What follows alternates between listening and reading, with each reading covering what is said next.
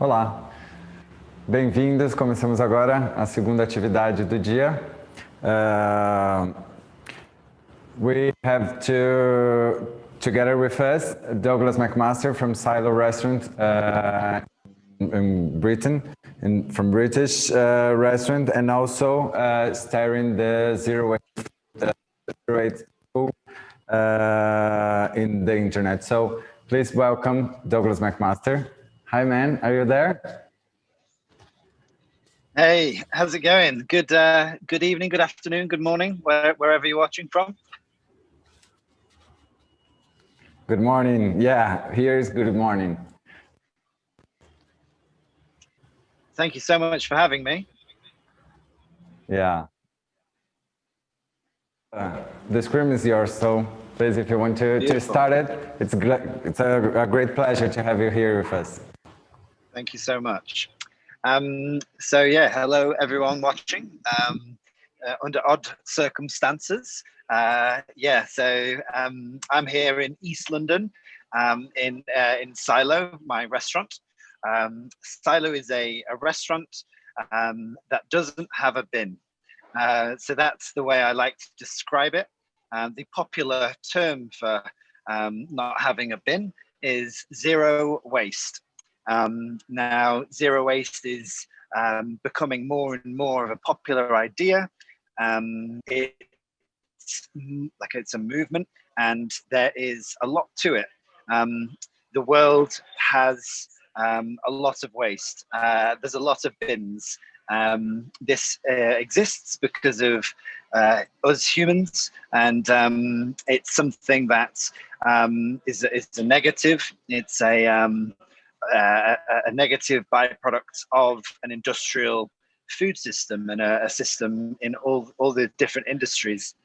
So today I would like to talk about zero waste.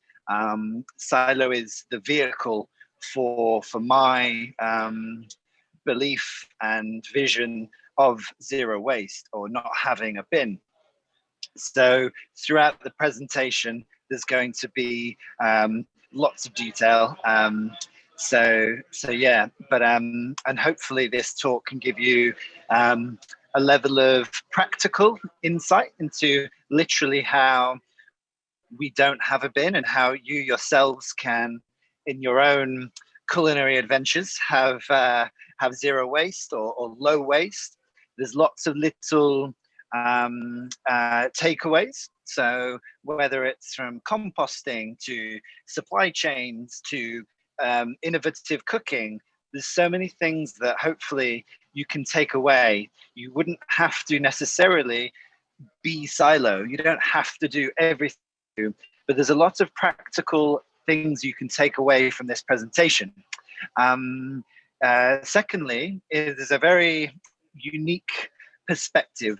I'm a big lover of art, and for me, art and creativity are how I have come to create a business like Silo. It's a shift in perspective. Now that shift in perspective makes me see things differently, and that's quite a good thing in the case of Silo, because it's helped me be able to design a system for the problem. Okay, so there's a kind of a literal perspective, and or guidance to how everyone watching today can go on into the world and have less waste and be more sustainable and be more creative. But then there's the side of the business which is quite more philosophical, more abstract, through different perspectives, which are quite unique to this business. So that's just a little introduction, and also to note that if any stage, any of these questions you have, yes, please do contact me after this talk. So we're going to start with the presentation now, and the three main questions that I'm hopefully going to answer in this presentation is, firstly, what is waste? How did it get here? And how do we get rid of it? Okay, so this is all part of the master plan. I'm going to be using my thumb to direct the slideshow. Actually, I think we missed a slide. Can you go back, please? So there should be a slide before this one.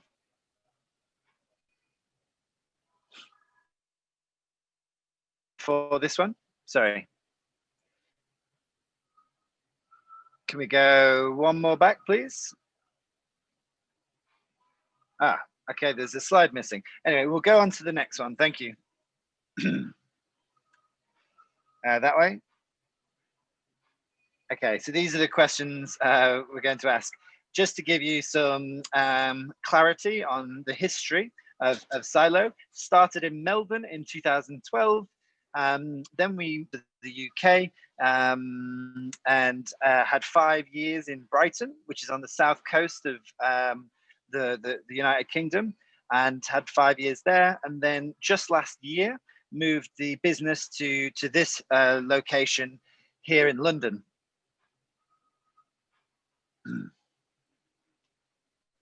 So I'm not sure. Oh, there we go. So yeah, this is just a little picture of the very beginning of Silo in Brighton. So previous to Brighton, I was obviously in Melbourne, and this was the kind of the moment where I set up the business on my own. I'll tell you how Melbourne came to be, you know, the very important liminal stages, but this is a shot of when we opened in Brighton. And the logo, as you can see, is a very important symbol to this business, which I will tell you a little bit more about later on. But you will see that logo, and it is actually the outline of our flour mill, which is quite symbolic to the rest of the business. So yeah, just the space in Brighton. I found this beautiful empty warehouse that was unused in Brighton, and I guess made it the home for Silo. And yeah, you can see if we move on.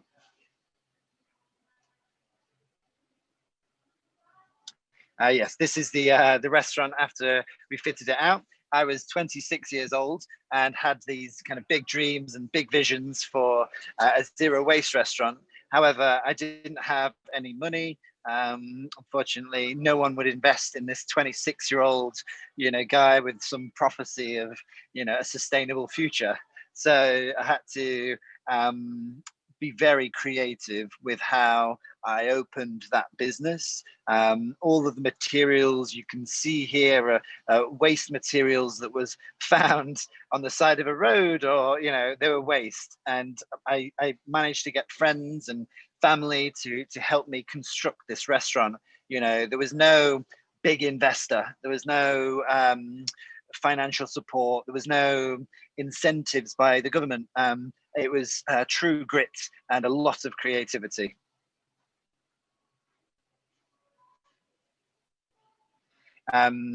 This is a great picture because it shows so many of the early ideas that have gone on to be really important ideas in the Silo universe.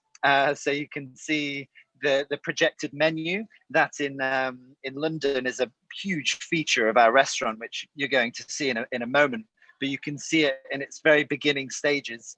And of course, the projection means that as chefs in the kitchen, when we're cooking and we're busy and, you know, we're trading with these farmers and we have limited supply of different ingredients, we can change the menu in the middle of service. So if we run out of I don't know, venison, we can change the menu and change it to partridge or pheasant. So it gives us this really quick adaptability to the menu, which is necessary with zero waste. It also, of course, means there's no paper. You can see the first ever flour mill, which is the logo. You can see that in this picture. And yeah, you can see some of the details as well. But we'll go on to the next slide. Again, another one of my passions is food to be natural. Now, when we opened Silo Brighton, I was very passionate about serving raw milk, milk the way nature intended. But I got in a lot of trouble with the environmental health officers for, serving raw milk. And they said to me, no raw milk. No, not a chance. And I was like, please, can we make it work? Anyway, and I kind of badgered them, being, I pestered them, I was like, please, every day, emails, calls, can we preserve raw milk? And eventually I found a loophole. So they said to me, if you tell every single customer that the milk is raw, like a disclaimer, then, you can serve raw milk. So I had my good friend of mine had the idea to have this T-shirt, like a smoking kills, but warning, this venue serves raw milk products, consume at your own risk. And underneath it says, may cause health and well-being, which I thought was quite fun. Again, loads of examples of creativity to achieve a greater goal. We'll go on to the next slide.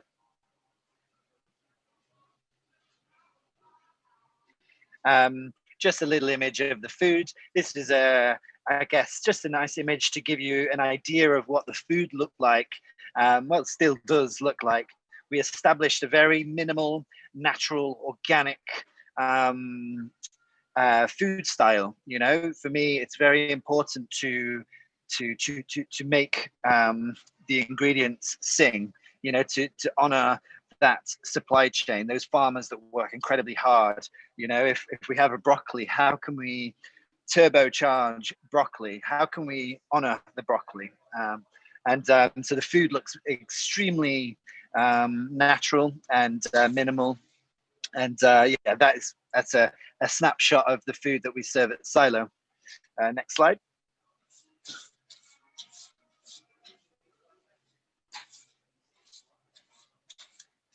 So moving on to the Silo London, this is a shot of a before, which is where I'm sat now. You can see the red, the roof. You can see where I'm at. And then the next slide, please.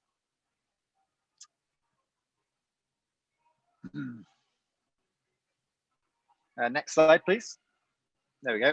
And then you can see the space now, which is just over there. Yes. So it's a much more elegant space through many years of proving my point, proving that this zero waste, sustainable, futuristic idea can be beautiful. So many, at the time, no one trusted me. Everyone said, you're crazy. And now I've proved that doing the right thing can be luxurious, can be delicious, can be elegant, can be beautiful. And hopefully the dining room and the whole experience at Silo London is always what I dreamed of. It's for me, it's, it's the kind of restaurant that I would travel around the world to dine in. Now that's my preference, and I won't say that everybody feels the same, but what I believe strongly is that what we've created here in London is zero waste at its absolute best. And what I mean is not just not having a bin, but I mean that you have this experience which is completely zero waste, but it's also a world-class culinary experience with amazing service and amazing natural wine and cocktails and music, and the whole experience. Now that's what's really, really important for me, is proving to the world that zero waste or sustainability can be incredible. It can be world-class in its quality. So yeah, we'll move on to the next slide.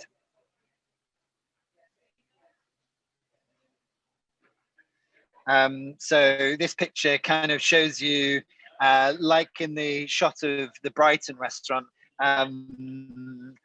you've got the flour mill. You can see the flour mill. You can see the little oat roller where we freshly roll the whole oats. You can see where we churn the butter. You can see the stainless steel pails at the end of the counter. That's where we get the milk and the cream delivered in a zero waste circular fashion. You can see so many other things, which, you know, I'll talk about in a little moment. You can even see the projector on the wall on the left. So we'll go to the next slide, please.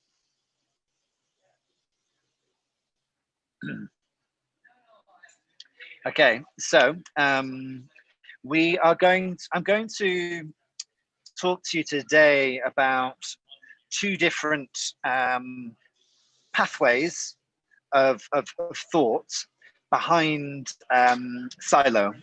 Not necessarily zero waste. Well, it is, but so there's two important parts to silo.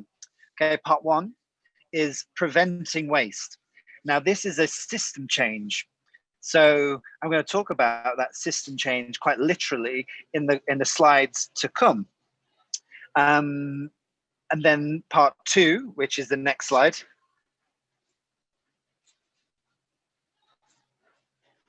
is the consequences of waste. Now, this isn't preventing waste. This is dealing with the waste that exists in the world. Okay, so we don't have a bin. However, there is many bins around us. And I don't just mean bars and restaurants, but I mean there's a lot of waste in the world. Now, I don't want to just prevent waste at silo. I want to show people around the world how we can use our creativity and knowledge to fix problems. And by problems, I mean waste. So we can apply a very particular way of thinking, level of creativity to waste, and we can create solutions. Now, I told you at the beginning of this talk, I do see things slightly differently. I have a unique perspective, and that helps me problem solve. That helps me turn waste into precious things that we need. Okay, so this is new waste. So our whole dining room, all the materials are made from waste. But when you walk into the restaurant, it feels like a luxury, you know, London restaurant. And I've called it new waste. You can see with the pink letters. It means like conceptually new waste. And so this is my name for the movement. If you imagine a zero waste movement, well, new waste is a movement to upcycling, to turning waste into treasure. Okay, so we'll go on to the next slide.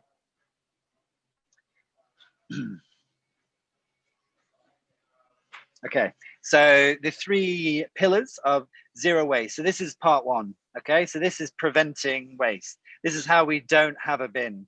This is three simple principles to not have a bin. Okay, so when you firstly trade directly with the origin of food, so farmers, fishermen, foragers, hunters, etc., etc. When you go directly to to nature, nature doesn't put things in plastic. Okay, the industrial food system puts food into plastic and other, you know, non-natural or non-natural materials. So when you go to nature, you don't have to accept plastic. There is no plastic. Okay, so, you know, we're going to the dairy farmer and getting the milk and the cream, no plastic, and so on and so on. So direct trade is the most important waste supply chain, whether that's a bakery, a restaurant, a school, your home. The most is going directly to where food grows. Okay, so number two is whole food preparation. So we make everything from scratch because we have to, because unfortunately nature doesn't churn butter for us. Nature does not cut up vegetables and process meat. So we have to make everything ourselves from scratch. And then lastly, the third one is composting. So everything that we do not eat is food for the soil, food for the next, for nature. and that is a circular system. And when we're directly trading, i.e. number one, direct trade, we can give them compost. So it's a circular system. We'll go on to the next slide, please. So we're going to go through these slides quite a bit quicker, if that's possible. So direct trade. So here's some images of direct trade. If we can just move through the slides quicker. Yeah, okay, so a little diagram. The six origin, oh, no, back. So I'll tell you when to go, but we'll just go a bit quicker. Okay, so 6 places where the food comes from in our restaurant. The ocean, a ship from, abroad, the wild, a farm, a dairy, and rewilding, which I'll talk about. So these are the fisherman, the sailor, the forager, the farmer, the dairy farmer, and the hunter. And they're the products that we get. So it's just a nice little illustration to show you direct trade. Next slide.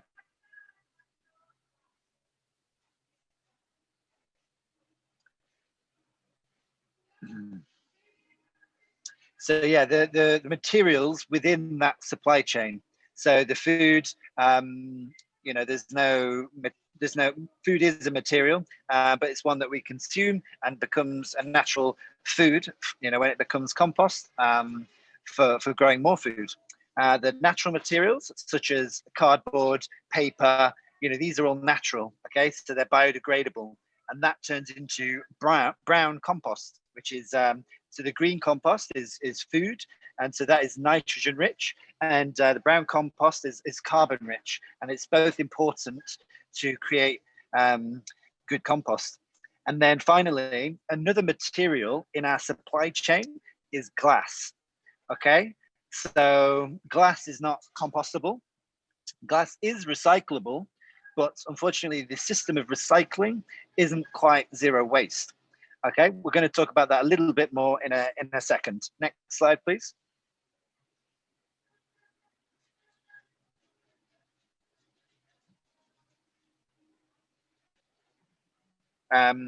Okay, so just some visuals of our farmers.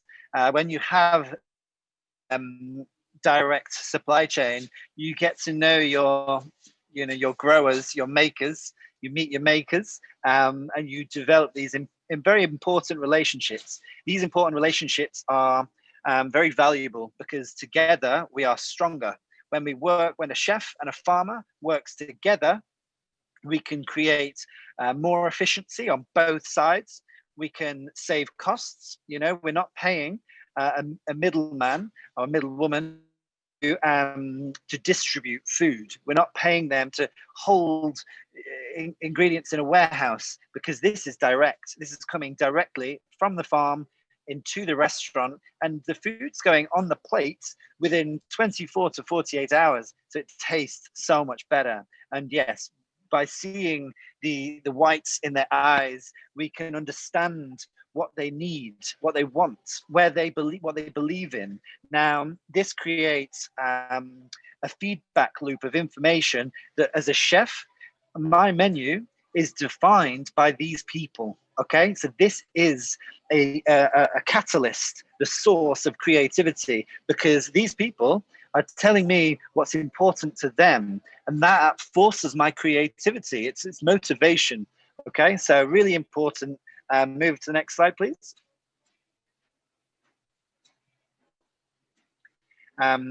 Oil, wheat, these are all the people in our supply chain. There isn't a single supply chain, including salt, oil, all of the ingredients in this restaurant, we know, we have a personal relationship with, and that is so, so important. Okay, next slide, please.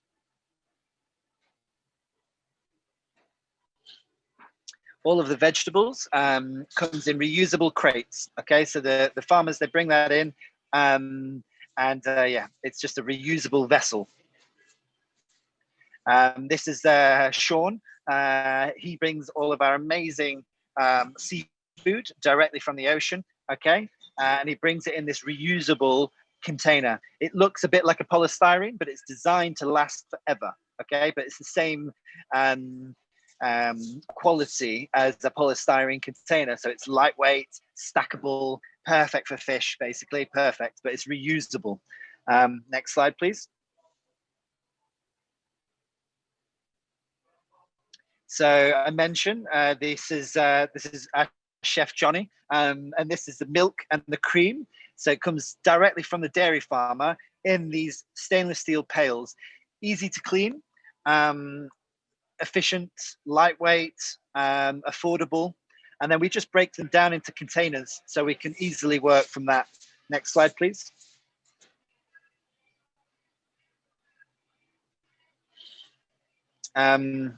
This is an example from Brighton.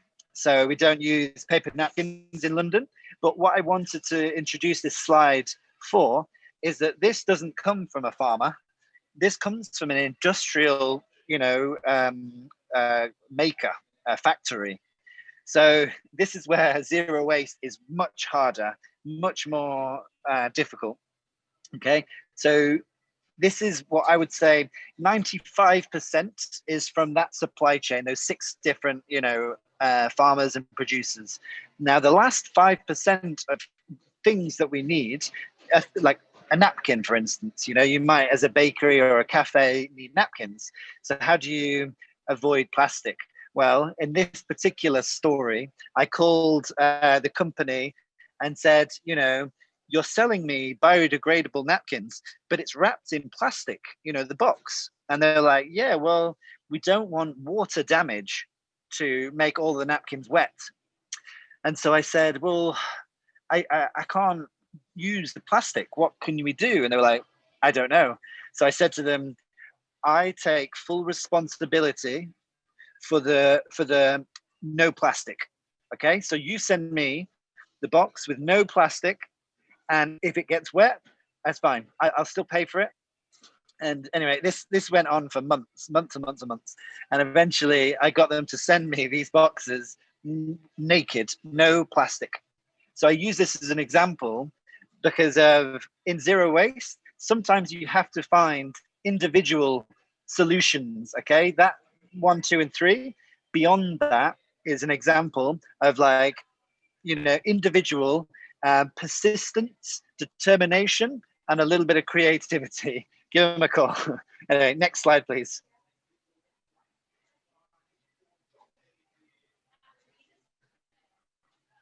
Going to move through these slides a bit quicker.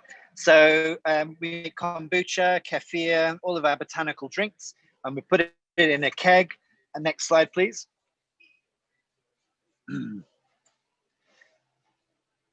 And pour it from a tap. Next slide, please.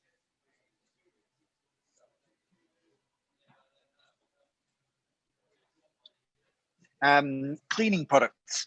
Cleaning products don't come from nature, not quite. And we need to clean the restaurant. Okay, so this is my friend, my friends who have a company called Phil.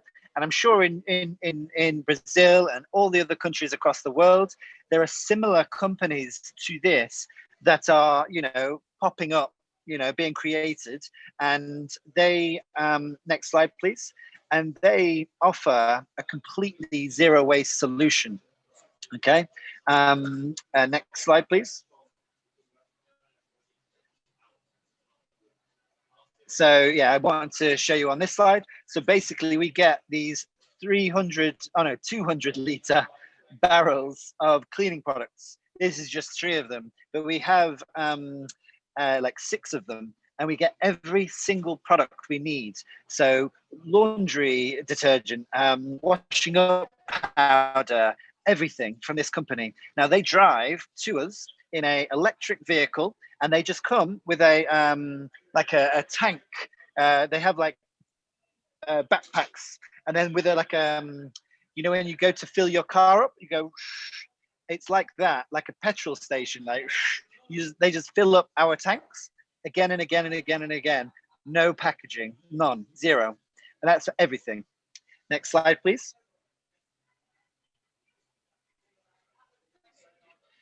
So we are in London. So London isn't like Brazil. We don't have exotic ingredients. We don't have chocolate. We don't have coffee, you know. So how do we get exotic ingredients without any packaging? Well, this ship, this is a boat called the Tres Hombres. The Tres Hombres is, as you can see, we call it the pirate ship. Okay, so it's powered by the wind and the waves. No electricity, no fossil fuels. This is an emission-free cargo. So it's zero waste because it's direct, and we can say no plastic, paper, or refillable containers. And they say, okay, you know, why not? Great. And then they sail it with no carbon emissions. Okay, so the idea that local is the only sustainable way to, you know, manage your business is not true. You can have exotic ingredients sustainably. Next slide.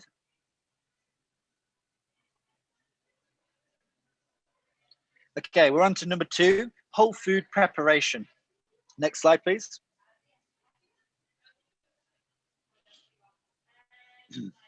This is fun, isn't it? This modern world, zoom in it. Sorry. Yeah, so this is, next slide, please. A little detailed shot of our flour mill.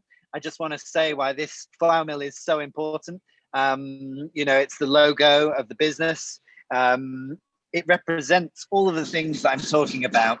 By having a flour mill, it means that we can go to a farmer, Abby, the girl you saw in the wheat field of wheat. So she grows incredible wheat, and she grows it 30 minutes away. So like really locally, right? So she can just drive the wheat into silo and we mill it, and it's fresher. It tastes so, this silo, we call it the silo sourdough, siloaf, is so delicious because we mill it fresh. It tastes so much better. But yeah, so that flour mill really represents direct trade, represents whole food preparation and deliciousness. Next slide, please.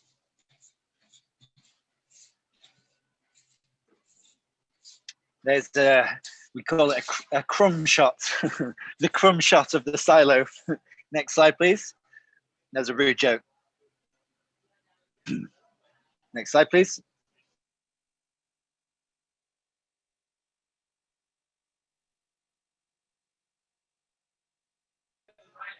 Can we have the next slide, please? Okay, I'm gonna, no, back one. This is fun, isn't it? This, that's it, stay.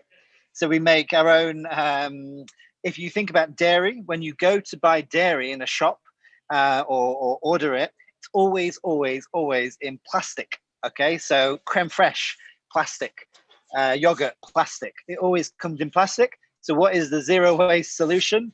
Well, it's making it from scratch, okay? So this is the whole food preparation. So you can see how we make our yogurt and creme fraiche.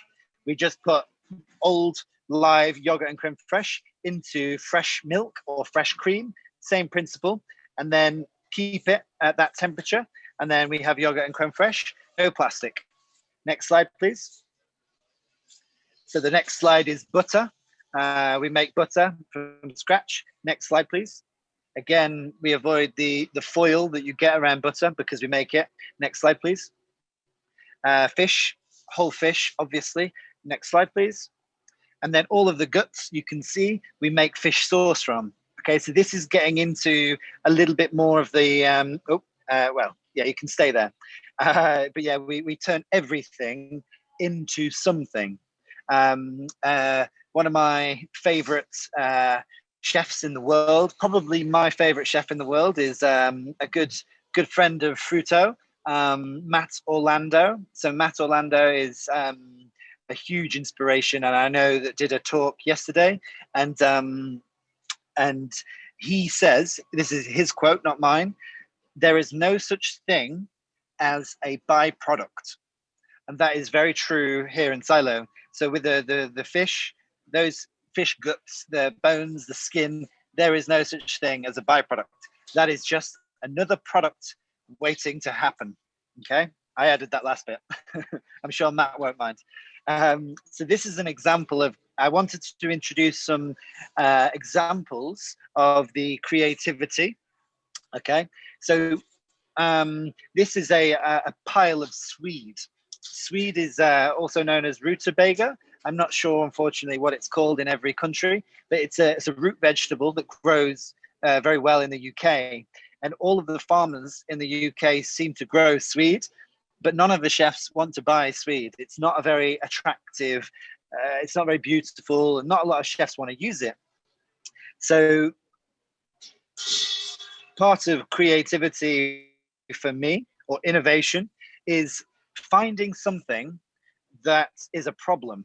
It's like restaurants are very wasteful, so I'm going to make a restaurant with no waste. Okay, so you find a problem, and with a different perspective, which we'll talk about in a little while, you apply creativity, determination, very important, and a level of knowledge. Okay, so you apply that to a problem and you can innovate. So next slide, please. The problem was that there was too many Swedes, not enough chefs that want to eat Swede. So we cut the Swede into these really long ribbons. Next slide, please. We steamed it, we sliced it, and we then like grilled it. And you can see this is a dish we made from Swede, and it's 3 ingredients: Swede, Swede, and Swede.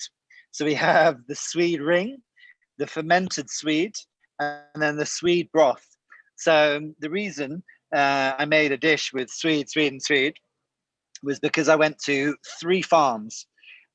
This is when I was driving around to the farms, and the first farmer said, "We have so much Swede here, take some for free." The second farm, "Here is some Swede, take it. No other chefs want it." Number 3, same story. All 3 farmers gave me Swede for free. So I was driving home thinking, interesting. You know, this for me is why I want to be creative. I want to, this is a problem. You know, this is not in balance in nature. You know, we need to create balance. Okay, we chefs, we should respond to our environment. You know, if something is abundant, we should use it. If something is diminished, if something there is very, very little of, we should not use it. You know, certain fish, I won't say what fish we shouldn't use, but you know what I'm talking about. So I was driving thinking Swede, Swede, and Swede. So I decided to innovate, to make a dish from just Swede. Okay, so yeah, that is an example of reacting to our environment to create a kind of equilibrium, and this is sustainability. Next slide, please.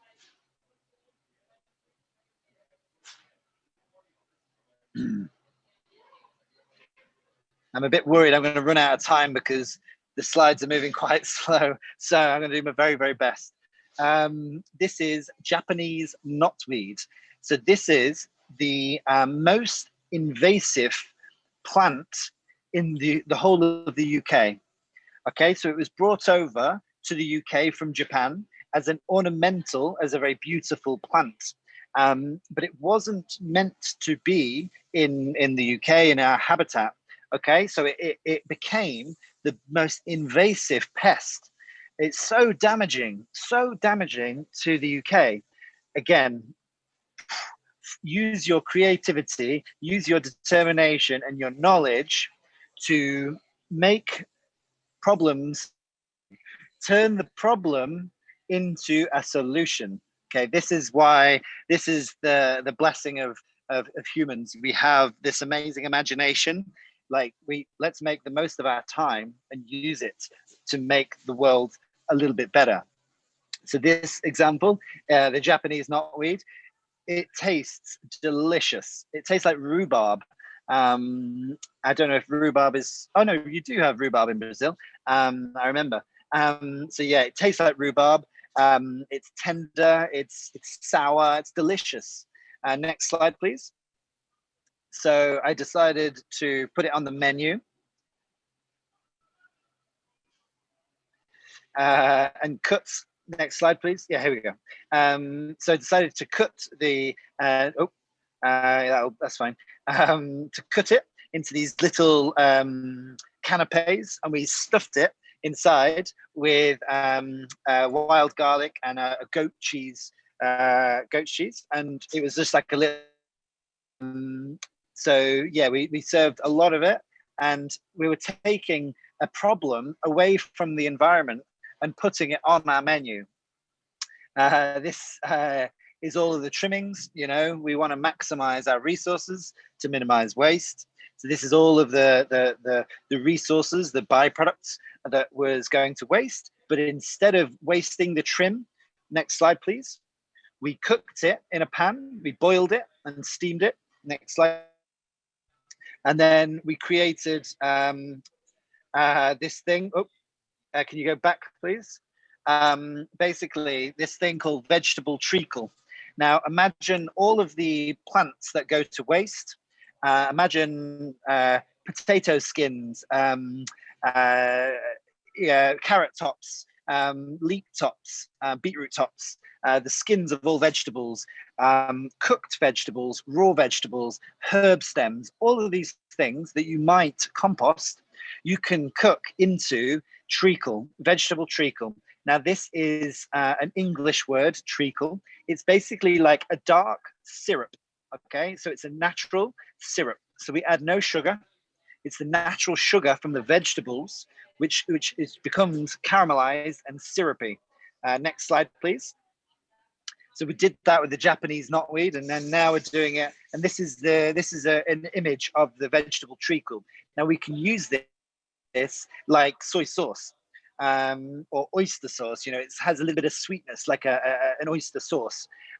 Amazing. Just think about it like soy sauce, and you can use it in cooking, but it's made from vegetable waste, from absolute, you know, nothing. Next slide, please.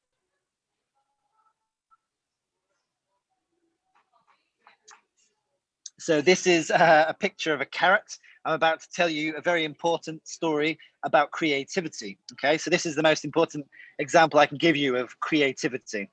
And this carrot was the beginning of the story. So I was asked by my hero. I have a couple of heroes. Matt Orlando is one of them. Alex is another. Felipe, of course. But Dan Barber is the chef and proprietor of Blue Hill at Stone Barns. And he asked me to do a dish for his wasted pop-up. So there's a pop-up in London, and it was a really big, very glamorous event, you know, with lots of famous chefs, and the stakes were high. And he asked me to do a dish for this incredible event.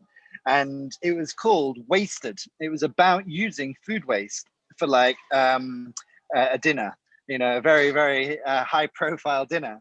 So I wanted, as a chef that is a pioneer of the zero waste movement, I wanted to like deliver, you know, I want to really impress and show them a kind of like futuristic approach. And creativity is that, you know, is how we can create very unique examples of the future and solutions and innovation around waste.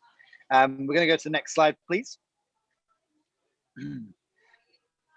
So this is just a little drawing when I was just kind of having this kind of crazy moment. We'll go on to the next slide.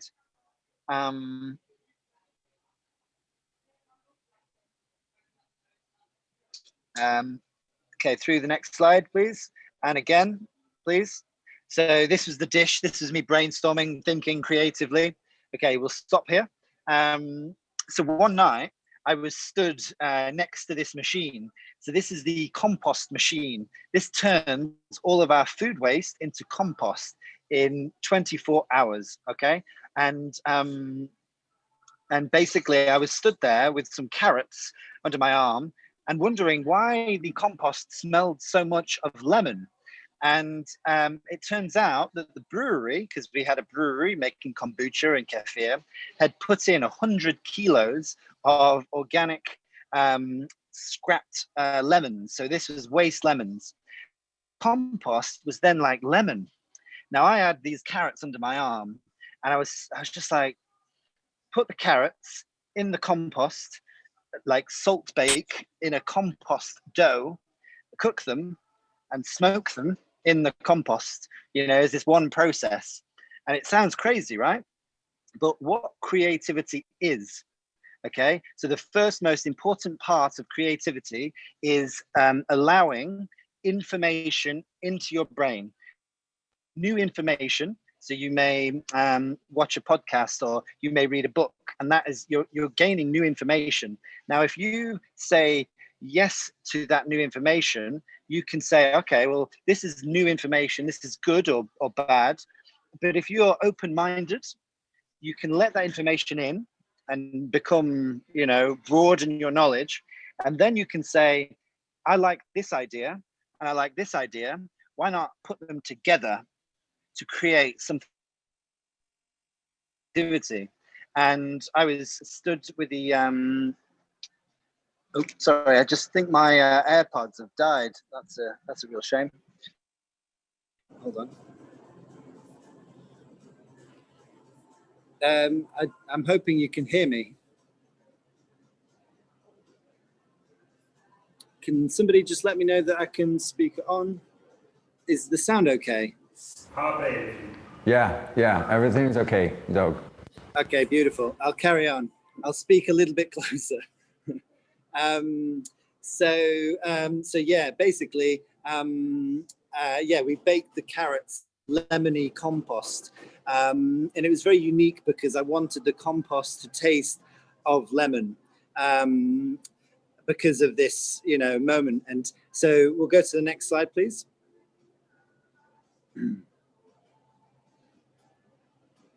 So these were the carrots that was baked in a compost that was made from lemon waste. So we had 100 kilos of lemons that was going to waste, put into the compost machine every single day.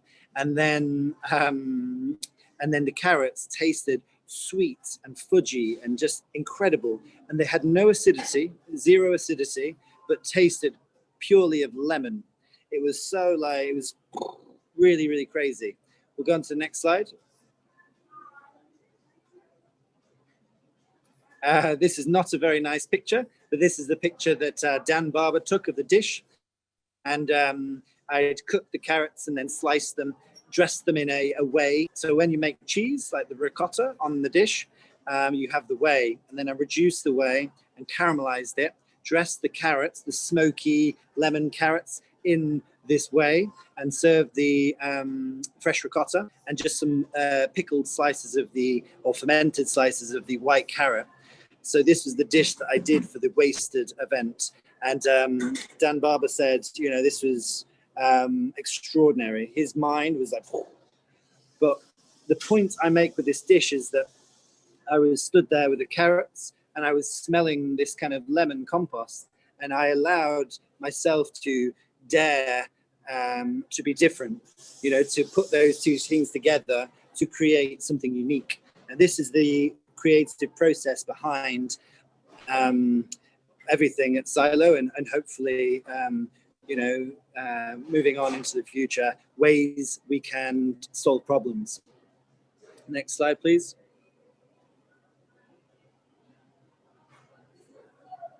Koji, we make our own koji because this, we'll go on to the next slide, please, gives us the ability to ferment everything from scratch. All of our byproducts can be turned into different products, like our bread turns into miso. All of our byproducts are upcycled with making koji because that's the secret ingredient. Lastly, compost. We'll move through this slide, please. So food and natural materials can become compost, which is food for the soil. Next slide, please. The compost machine. Next slide, please. You know about that one. There's a shot of the compost. Next slide, please. So this turns all of our food waste into compost.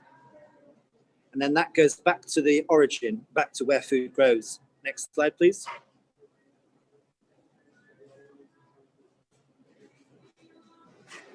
So just to go over the 3 steps. Direct trade, so you can see everything coming from nature in my little drawing. This is the consumers, chefs and people at home. The food comes directly from nature. Next slide, please. Whole food preparation. This is where we get creative and make sure we maximize all of those precious resources. Okay, and then 3rd slide. And then composting. So these are the 3 steps behind a zero waste restaurant. Next slide, please. So that was preventing waste. And then we're going to talk about the consequences of waste. This is what I've called new waste. Next slide, please. Materials reborn. Okay, so that's another way of thinking of what is new waste. Materials reborn, also known as upcycling. Next slide, please. Next slide, please. That is a shot of an industrial waste facility near the restaurant. The materials in silo, just to give you an example, we have the natural materials, so, you know, made from nature, and then new waste. Now, these are materials made from waste, industrial, evil waste that we have reborn into new materials. Next slide, please.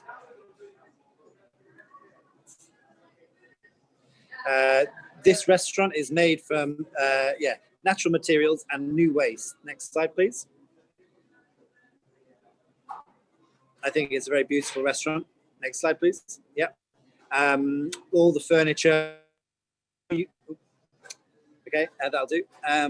This is taken 7 years ago.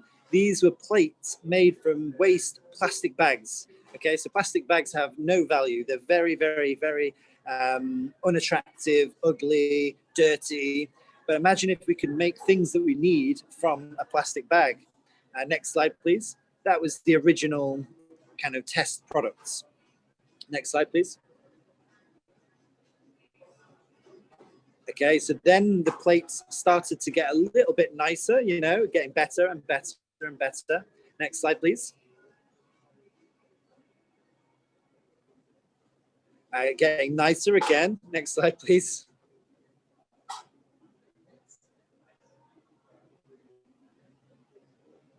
And then getting even nicer, you know, getting better and better and better. Now, the reason I show the progress with these plates, next slide, please, is because often when you're trying to fix a problem, it's not easy. The reason it remains a problem, like waste plastic bags or whatever, is because it's not easy. Okay, so just to give you a heads up, when you're trying to find solutions to waste, the reason it's waste is because it's not easy. You know, if it was easy, someone else would have made plates from a plastic bag, you know? So you have to really become determined. And you can just see now, these are like works of art. They are beautiful, but originally they were ugly. Okay, so you have to be committed. Next slide, please.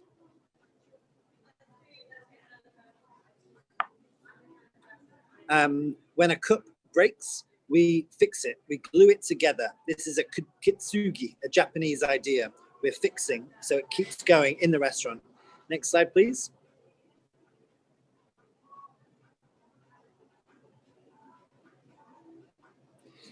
This material is mycelium.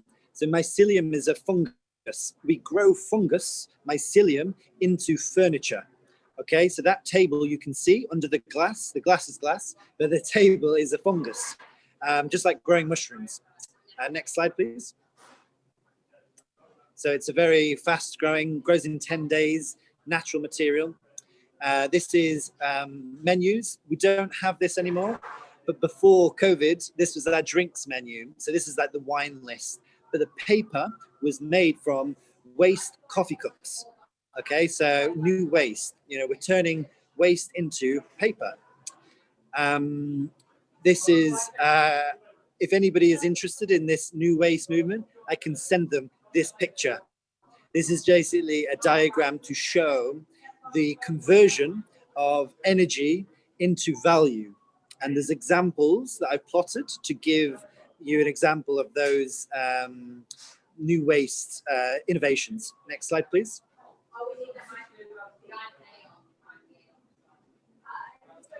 This is the best example of new waste, in my opinion. So this is my friend Timothy. He makes knives, chef's knives, and he found this cable reel in the Thames River, England. He found it in the river. Next slide, please. And he was a friend of mine who knew about silo and loved silo and wanted to take the ideas, the creativity, and make knives. So he turned, you can see on the right side, the cable reel into a knife. And on the left, he processed plastic into the handle. Next slide, please.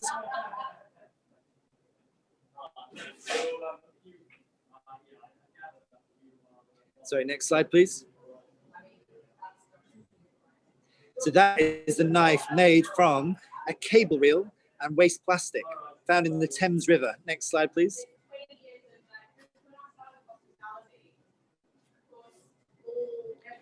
So this is just the diagram of, I just said that the knife was the best example of new waste. I actually think this is the best example of new waste. So I mentioned in the beginning that glass is not compostable.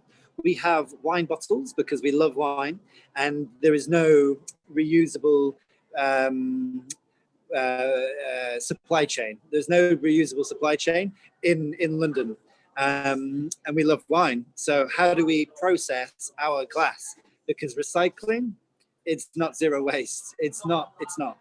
So we crush it into powder, and then we make things that we need, okay? So this is like in nature, you know, like food waste, compost, food waste, compost. It's a circle.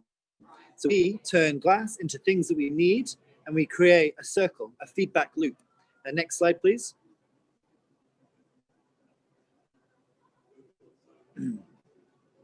So this is the machine that we have in the restaurant. We put the wine bottles in the top, and it comes out as, next slide, please.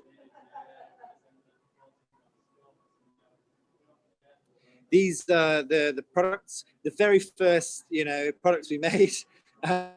We melted the different kinds of glass into this. Next slide, please.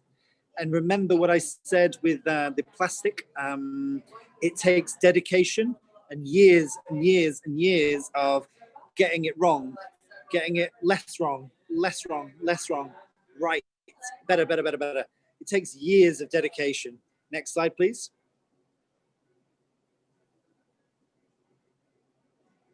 Yep. Next slide, please. Keep going. This is a tile, really beautiful tile for your bathroom.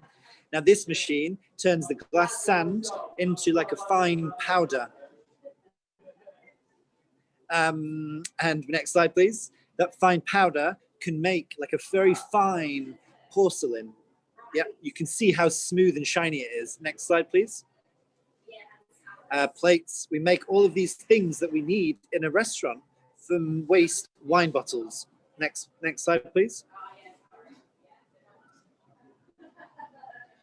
Some of our lights, lights made from wine bottles. So what this demonstrates is creativity. Okay, so we have a natural system. So we have a zero waste system. But when we create waste, like glass or vegetable trimmings, we make treacle, we make products from glass. So this is like in nature, there is these feedback loops. Okay, but we achieve that with our imagination. Okay, so let's imagine waste exists because we have no imagination. Okay, so yeah, waste is a failure of the imagination. Next slide, please. The 1%. So we give ourselves 1%. We make mistakes. We're humans, and every now and again we have bits of plastic that find their way into silo, and they are mistakes. We call that the 1%. So to be honest, you've got to be honest and say we're human. We make mistakes. Okay, so these are the last few pages, just so you're aware. We're at the end now, and I just wanted to give you two diagrams to show you the difference between silo and the industrial food system. Okay, so the industrial food system is the food system of the world. It's factories and plastic and fossil fuels and transportation and logistics and corner shops and fast food and ready meals. Okay, this is the industrial food system. Now, this is why waste exists. Now, as you can see by this diagram, everything comes from nature: food, materials, glass. They're the kind of three categories of materials in the food system. Okay, now they all go linear to landfill. They might get recycled, but there's a lot of waste, and a lot of it goes to landfill. This is a linear system. Next slide, please. The difference between silo and industrial food system is that our food goes from nature to nature, or in the example of glass, it feeds back into the restaurant. So I realize that my time is up. I can see Felipe, and I'll finish here. So to answer the three original questions, what is waste? As previously discussed, it is a human thing. Humans have created industrialism to make our lives easier and more convenient, but that's why waste exists. How did it get there? Well, humans are like no other species. Waste, and that's through our imagination, because that's what separates us from every other species on Earth. And how do we get rid of it? Human imagination. And next slide.